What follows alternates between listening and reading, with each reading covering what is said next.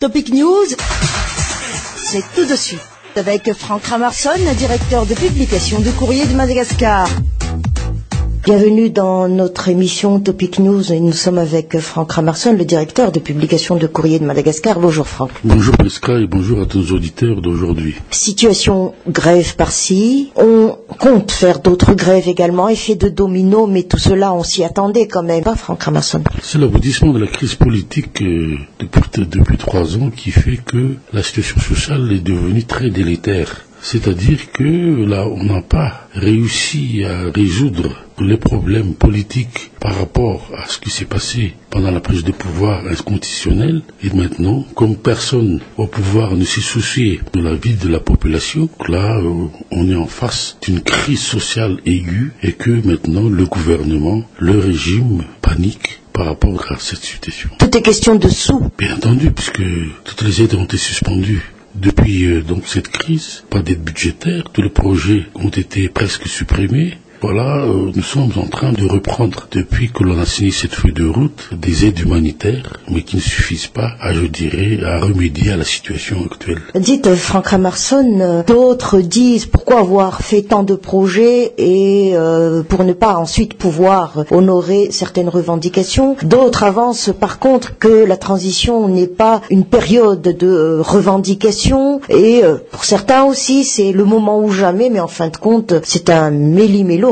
De toute manière, une transition est faite pour gérer des affaires courantes et pour, je dirais, revenir à ce qu'on appelle l'ordre constitutionnel. C'était donc le but, l'objectif de ces ordonnances quand il y a eu donc cette prise de pouvoir le 17 mars 2009. Et maintenant, ce qui s'est passé, dès le début de cette transition en mars 2009, le président de la transition, M. Razuel, la chose qu'il a faite, c'est de ne pas se soucier à ce retour vers l'ordre constitutionnel, qu'il a commencé à faire de gros discours déjà faits sur la place du 13 mai, en des promesses qui n'en ont plus finir, et de faire des projets, mais avec quoi personne donc n'a pu réellement financer. Moi je pense qu'il fallait gérer le pays par rapport donc à la réalité pour revenir à des élections libres, indépendantes et transparentes, ce qu'on n'a pas fait, et que donc on a dilapidé en même temps, bien qu'on n'ait pas eu des aides budgétaires, les finances publiques. Quoi que dise le régime, quoi que disent les dirigeants, quoi que dise le président Razuel, nous sommes face à une incurie des moyens et de financement de tout ce qui se passe. Mais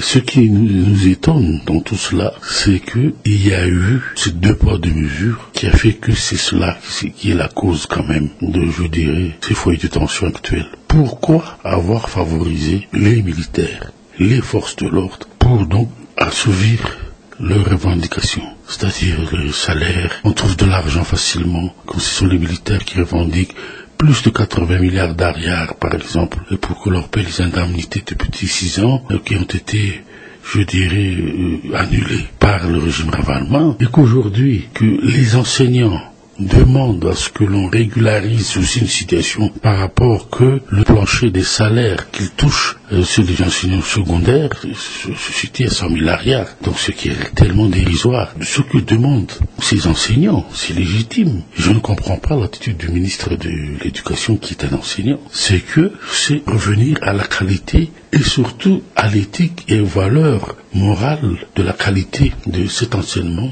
Et ça se situe d'abord par rapport à la situation matérielle de l'enseignant. Moi, je pense que c'est ça qu'il fallait voir les choses, parce que il n'est pas normal qu'en 2012, depuis quelque temps, vous trouvez ce qui n'était pas le cas il y a 20 ans, 25 ans, un enseignant peut acheter, après 3 ans d'exercice de sa fonction, un véhicule, donc avant c'était les 4L, et que maintenant, il se retrouve au même niveau que les élèves à aller enseigner au lycée. Autant à l'université qu'ailleurs. Oui, donc en bus par exemple. Comment voulez-vous qu'il y ait un respect, et je dirais même il y a une obéissance des élèves par rapport au maître? Dites-moi Franck Ramarson, certains observateurs ont avancé qu'il y a d'autres solutions, parce que les problèmes au niveau des syndicats, pratiquement ce sont des revendications salariales, mais est-ce que ça n'a pas fait tilt au moins chez le pouvoir, au gouvernement, aussi de réviser une grille indiciaire au lieu déjà pour faire quelque chose à la base, quoi? Donc ce qu'il fallait faire d'abord, c'est de supprimer les statuts particuliers. C'est-à-dire que ça a été toujours ça, c'est de mettre en route une grille indiciaire, c'est vrai, mais aussi un statut général des fonctionnaires. Par rapport à l'ancienneté, par rapport au diplôme, quelqu'un est obtenu, je dirais, dans l'enseignement, par rapport à cette ancienneté, il y aura toujours de l'enfacement dans les grilles indiciaires. C'est ce qu'a revendiqué d'ailleurs le ministre du Travail et des Lois sociales. Et que je ne comprends pas, effectivement, qu'on laisse faire, je dirais, multiplier les statuts particuliers, les militaires, les juges. Mais qui jouissent de ces statuts particuliers? Mais ce sont ceux qui travaillent dans les secteurs régaliens. Ce sont ces ministères, le ministère de la Justice, le ministère donc de la Police, le ministère de l'Intérieur et surtout donc les militaires de la Défense. Ce sont donc des ministères régaliens qui peuvent protéger le président de la transition et que je suis quand même assez... Transition ou les autres anciens aussi quand même. Oui, mais là, quand on voit que pendant cette transition, donc des revendications qu'on vous dit ne devait pas avoir lieu, il a favorisé, c'est un graduel qui a favorisé ce désastre. Et il n'a qu'à s'en prendre qu'à lui-même, mais moi je dirais, c'est légitime que les syndicats, les enseignants, les élèves manifestent dans la rue, puisqu'ils ne peuvent pas être entendus donc dans des institutions comme le Parlement. À mon avis, en voyant que les parents voient que leurs enfants manifestent et que le niveau de l'enseignement, avec, je dirais, cette situation précaire des professeurs, des enseignants, voient que le niveau a toujours baissé et que demain, après-demain, face au marché du travail, les enfants ne trouveront jamais ce qu'ils recherchent maintenant.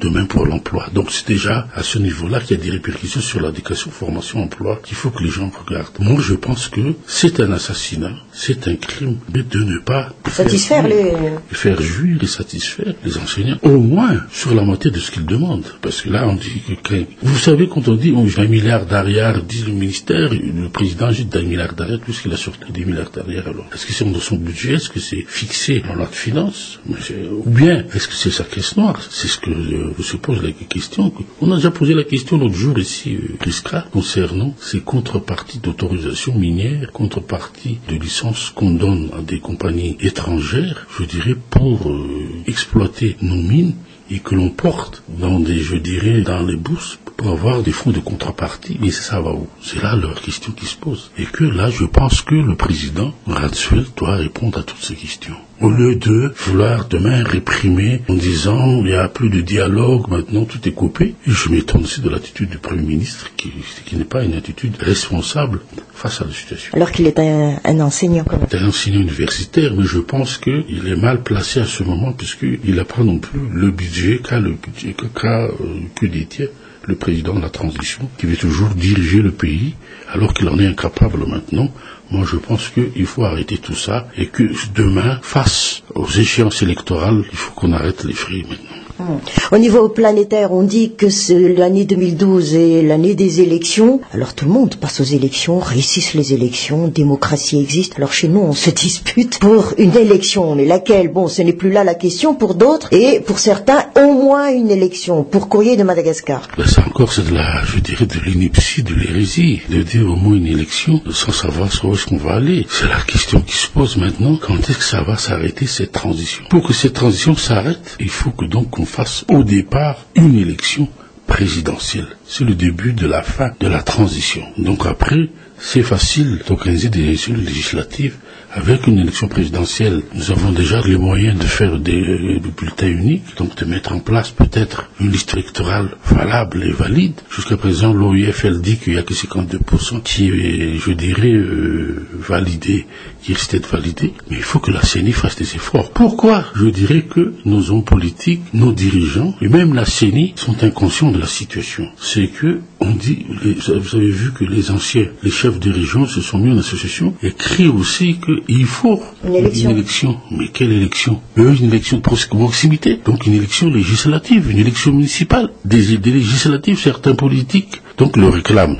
Je ne dis pas que c'est les experts de l'ONU, ce sont nos politiques, l'UDR et les Scopol. Ballon de sonde alors. Non, ils veulent que l'UDR et les Scopoles, qui n'ont pas, je dirais, une capacité de déploiement sur tout le territoire, veulent qu'ils soient financés par André Azoulay, par l'argent peut-être de la caisse noire d'André Azoulay, pour pouvoir s'implanter, pour pouvoir, je dirais, être élus dans tout Madagascar, donc dans les 22 régions, dans les 140 districts. Je ne sais pas comment ça va se passer pour la découpage de la carte électorale, mais on voit quand même que ce sont ces groupements, les Scopoles UDR, qui manœuvrent afin qu'ils soient financés par M. André Azoulay, et qu'après, M. André Azoulay aura un retour d'ascenseur de ces gens-là, comme quoi, donc ils auront une base s'ils sont élus. Nous, c'est ça qu'il faut que l'on cesse donc ces basses manœuvres dont on dit, parce que le peuple, comme on dit, n'est pas dupe, les observateurs étrangers ne sont pas dupes. Il faut d'abord une élection présidentielle sans que ni André Azoulay ni Marc Ravalman se présentent, parce que ce ne sera pas la stabilité politique, il y aura toujours des contestations. En dernier point, Franck Ramarson, donc, si l'on a très bien compris, l'élection on voudrait bien, mais il faut chercher aussi un financement, quoi, en fin de compte. Et ce sont des soucis aussi de ces partis où... Non, le président Azoulay a dit qu'il avait trouvé le financement. On le sait qu'il a peut-être trouvé de ses amis, je dirais, privés chinois. Ça, on le sait par rapport à tout ce qui s'est passé, les investissements chinois, fiscaux, Mainland et tout ce qu'on veut. Peut-être aussi ses amis, je dirais, indo-pakistanais, mais je dirais que des élections financées par la caisse noire du président de la transition ne seront pas validées par la communauté internationale. À très bientôt, Franck. Merci, Prisca.